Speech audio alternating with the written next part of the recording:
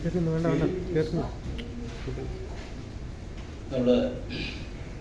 നാളെ ജിയോ സണ്ണിയുടെ TCV റിപ്പോർട്ടറായിരുന്നു. പുതിയ കുട്ടികളുടെ അറിവിന് വേണ്ടി പറയാം. ജിയോ സണ്ണി TCVയുടെ റിപ്പോർട്ടറായിരുന്നു.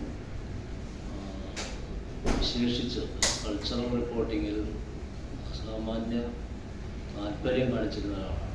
ഈ നടക്കുന്ന നാടകങ്ങൾ, അതുപോലെ തന്നെ കലോത്സവങ്ങൾ, അത്തരം റിപ്പോർട്ടിങ്ങിൽ വലിയ താല്പര്യം കാണിച്ചിരുന്ന ആളാണ് ജിയോ സണ്ണി. 3 വർഷം മുമ്പ് ജിയോ പെട്ടെന്ന് ഹാർട്ട് അറ്റാക്ക് വന്ന് മരിക്കുകയും ചെയ്തു. ജിയോ നിരവധി ഷോർട്ട് ഫിലിമുകൾ സംവിധാനം ചെയ്തിട്ടുള്ള ഒരാൾ കൂടിയാണ്. ജിയോയുടെ സ്മരണയ്ക്ക് വേണ്ടിയിട്ട് നമ്മൾ കഴിഞ്ഞ 3 വർഷമായിട്ട് ജിയോ സ്മൃതി ഷോർട്ട് ഫിലിം ഒരു മത്സരം പോലെ സംഘടിപ്പിക്കാറുണ്ട്. അതിൻ്റെ ഈ വർഷത്തെ അവാർഡ് പ്രഖ്യാപനമാണ്. നമുക്ക് വന്ന സിനിമകളെക്കുറിച്ചും അതിൻ്റെ അവസരത്തും ജൂറി ചെയർമാനായിരുന്ന ചെറിയാൻ കെ ജോസഫ്, ചെറിയാൻ ചേട്ടനെ ആർക്കും പരിചയപ്പെടുത്തേണ്ട കാര്യമില്ല. സിനിമയ്ക്കായി ഒഴിഞ്ഞു വച്ച ഒരു മനുഷ്യനാണ് ചെറിയാൻ ചേട്ടൻ. ചെറിയാൻ ചേട്ടൻ സംസാരിക്കും.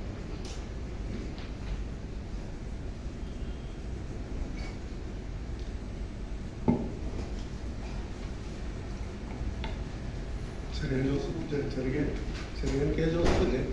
ചെറിയാൻ ജോസഫ്. നമ്മുടെ തൃശ്ശൂർ പ്രസ് ക്ലബ്ബ് ഏർപ്പെടുത്തിയിട്ടുള്ള ഈ ഫിലിം അവാർഡിൻ്റെ ഒരു അനൗൺസ്മെൻറ്റ് മാത്രമാണ്. 3ാമത്തെ വർഷമാണ്. ഇത്തവണ 37 സിനിമകളാണ് കിട്ടിയത്.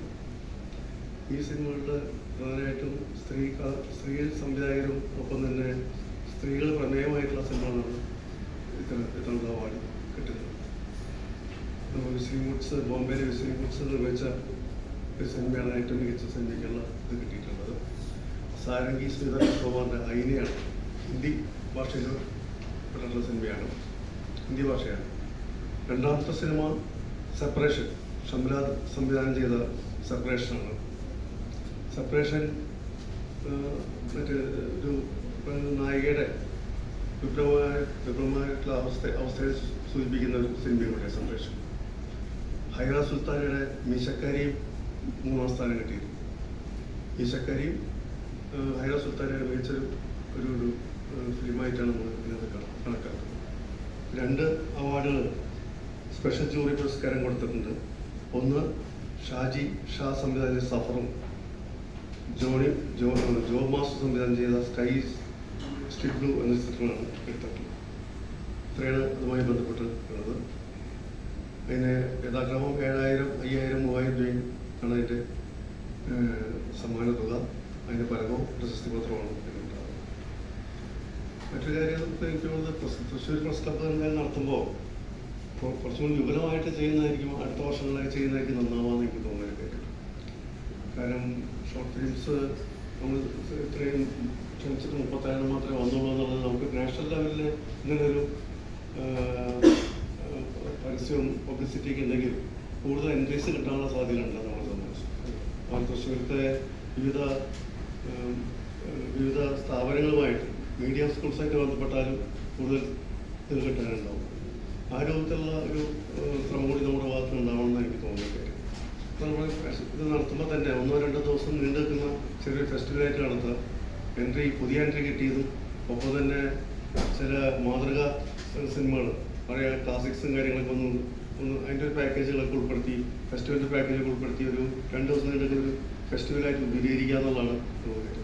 കേരളത്തിൽ തൃശ്ശൂർ പ്രസ് ക്ലബ്ബും ഒപ്പം തന്നെ കോഴിക്കോട് പ്രസ് ക്ലബ്ബും മാത്രമാണ് ഇപ്പോൾ രൂപത്തിലൊരു ഫിലിം ഇതുമായി ബന്ധപ്പെട്ടുള്ള സൊസൈറ്റി ആണെങ്കിലും അതിൻ്റെ ഫെസ്റ്റിവൽസൊക്കെയാണ് നടത്തുന്നുള്ളൂ. തൃശ്ശൂരിൽ എന്തായാലും ഒരുപാട് സാധ്യതകളുള്ളതാണ്. അപ്പോൾ അത് പ്രയോജനപ്പെടുത്താൻ പറ്റിയ ഉപകാരമായ എന്നൊരു അഭിപ്രായം ഞങ്ങളെ സംബന്ധിച്ചിട്ടുണ്ട്. അത്രയാണ് പറയാനുള്ളത്.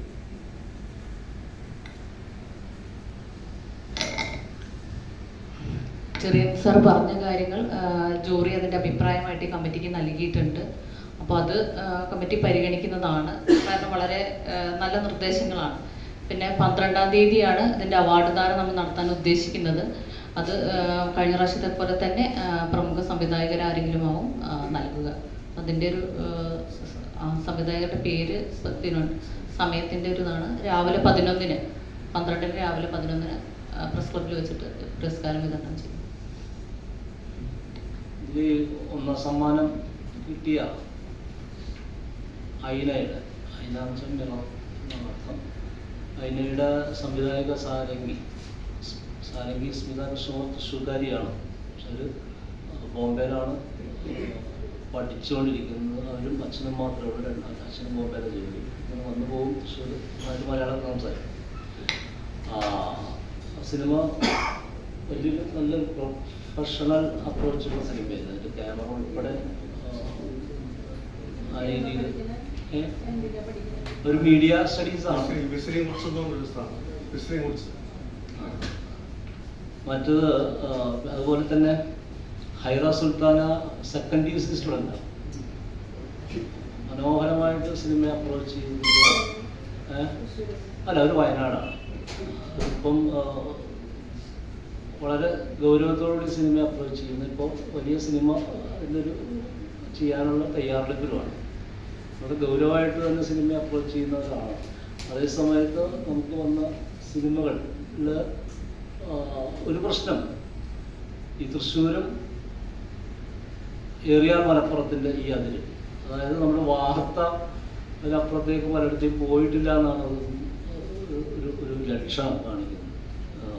പല ജില്ലകളിലേക്ക് നമ്മുടെ വാർത്തകൾ പോയിട്ടില്ല എന്നുള്ളതിൻ്റെ ലക്ഷണം. തൃശ്ശൂരും മലപ്പുറത്തിൻ്റെ വടക്കേ അതിൽ നിന്നും പിന്നെ അപൂർവമായിട്ട് മറ്റേ വയനാട് എന്നുള്ള സിനിമയാണ് വന്നത്. അതോടൊപ്പം തന്നെ ഈ സിനിമകളുടെ ക്ഷണിക്കുന്നതിലും ഒരു പുതിയ രീതി വേണം എന്ന ജൂറി അഭിപ്രായമുണ്ട്. കാരണം ഒരു കഥയുടെ ത്രെഡ് ഉണ്ടാക്കി വയ്ക്കുക, അതിനുവേണ്ടി ക്യാമറ കൊണ്ടുവയ്ക്കുക, ആരും സിനിമ ചെയ്യുന്ന രീതി പുതിയ രീതി അങ്ങനെയാണ്. ആർക്കും സിനിമ ചെയ്യാവുന്ന രീതി ഉണ്ടായിരുന്നു. പക്ഷെ അതിൻ്റെ ഒരു നിലവാര തകർച്ച വല്ലാതെ സിനിമകളിൽ ഉണ്ടെന്നാണ് അന്ന് ജൂറി അഭിപ്രായപ്പെട്ടത്. അതുകൊണ്ടാണ് ഈ മീഡിയ സ്കൂളുകളെ കുറച്ചുകൂടി സീരിയസ് ആയിട്ട് പ്രൊഫഷണലായിട്ട് സിനിമയെ സമീപിക്കുന്നവരെ കൂടി ധാരാളം ഉൾപ്പെടുത്തിയിട്ട് അത് ചെയ്യാവുന്ന കാര്യമേ ഉള്ളൂ. നമുക്ക് മീഡിയ സ്കൂളുകൾക്ക് നേരിട്ട് തന്നെ നമുക്ക് കേരളത്തിലെ മുഴുവൻ മീഡിയ സ്കൂളുകൾക്ക് നേരിട്ട് കത്ത് കൊടുക്കാവുന്നതാണ്. ആ രീതിയിലേക്ക് പ്രൊഫഷണലൈസ് ചെയ്യാം. കുറച്ചുകൂടി ഗൗരവത്തിൽ അത് ഫെസ്റ്റിവലാക്കി തന്നെ മാറ്റാവുന്നൊരു ആലോചന വേണമെന്നാണ് ജോലി എഴുതി തന്നിട്ടുള്ളത്. വേണമെങ്കിൽ ഈ സിനിമ പോലും നമുക്ക് പ്രദർശിപ്പിക്കാവുന്നതാണ്. നമ്മൾ ഒരു ദിവസം ഒരു പത്രസമ്മേളനത്തിന് ശേഷം വേണമെങ്കിൽ ഒരു സിനിമ എന്ന രീതിയിൽ ഒരു 5-10 ദിവസം നല്ല സിനിമകൾ സെലക്ട് ചെയ്ത് പ്രദർശിപ്പിക്കാവുന്നതാണ്. 20 മിനിറ്റൊക്കെ മാക്സിമം വരുന്നത്.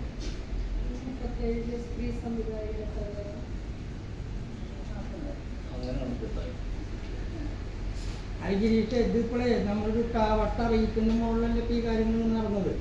നേരത്തെ പറഞ്ഞ മാതിരി വേണ്ടത്ര സ്ഥാപനങ്ങൾ വഴി സ്ഥാപനങ്ങളല്ലെങ്കിലും നമ്മൾ മീഡിയ സിനിമയിൽ ബന്ധപ്പെട്ട ഗ്രൂപ്പുകളിലൊക്കെ ഷെയർ ചെയ്തിരുന്നു. സിനിമ പാരഡൈസോ ക്ലബ്ബ് അതുപോലെയൊക്കെ സജീവമായിട്ട് സിനിമാ പ്രവർത്തകരുള്ള ഗ്രൂപ്പുകളിലൊക്കെ MD3 അങ്ങനെയൊക്കെ MBD3-ലൊക്കെ ഷെയർ ചെയ്യാൻ ശ്രമിച്ചിരുന്നു. പക്ഷെ പോരാന്നാണ് ചെറിയൻ സാർ പറഞ്ഞിരുന്നത്. നമുക്ക് കിട്ടിയ എൻട്രികളിൽ നിന്ന് മനസ്സിലാക്കുന്നത്. പിന്നെ സമയത്തിൻ്റെ ഒരു പ്രശ്നം കൂടിയുണ്ട് അല്ലേ. ദൈർഘ്യം ഒരു 20 മിനിറ്റ് എന്നുള്ളത് അത് നമ്മളോട് പലരും പറഞ്ഞു. ഒന്നെങ്കിൽ 30 മിനിറ്റ് കൂടുതൽ, അല്ലെങ്കിൽ ഒരു 10 മിനിറ്റ്, അങ്ങനെയാണ് ഇപ്പം നിൽക്കുന്നത്. പ്രത്യേകിച്ച് കഴിഞ്ഞ പ്രാവശ്യമൊക്കെ ഏറ്റവും അനുരാഗ് വർക്ക്സ് ഒക്കെ എഴുതുന്നു അല്ലേ, എഞ്ചിനീയറിംഗ് വർക്ക്സ്, അതൊക്കെയാണ് ഏറ്റവും ഇതായി വന്നു പറയുന്നത്. അത് കുറച്ചുകൂടി ദൈർഘ്യമുള്ളതാണ്. അപ്പം അത്തരം പ്രശ്നങ്ങൾ കൂടി ഇനി അടുത്ത കമ്മിറ്റി ഇതിൻ്റെ അവാർഡ് വിളിക്കുന്നതിന് മുന്നേ ആലോചിക്കുന്നതായിരിക്കും. ഈ കമ്മിറ്റി നൽകുന്ന അവസാനത്തെ അവാർഡാണ് എങ്കിൽ പോലും അപ്പം ഇതിൻ്റെ തുടർച്ച എന്നുള്ള നിലയിൽ അത് ആലോചിക്കുന്നതായിരിക്കും, അതിൽ വരുത്തേണ്ട മാറ്റങ്ങൾ. പിന്നെ ഒരു കാര്യം, ഈ അവാർഡ് വിതരണത്തിന് സുലേഖ മൻസിലിൻ്റെയും അതുപോലെ ഭീമന്റെ വഴി ഒക്കെ തമാശയൊക്കെ പോലെ സൂപ്പർ ഹിറ്റ് സിനിമകളുടെ സംവിധായകനായിട്ടുള്ള അഷ്റഫ് ഹംസ അവാർഡ് വിതരണം നടന്നു. തൃശ്ശൂർ ജില്ലയിൽ എത്ര ഉണ്ടായി?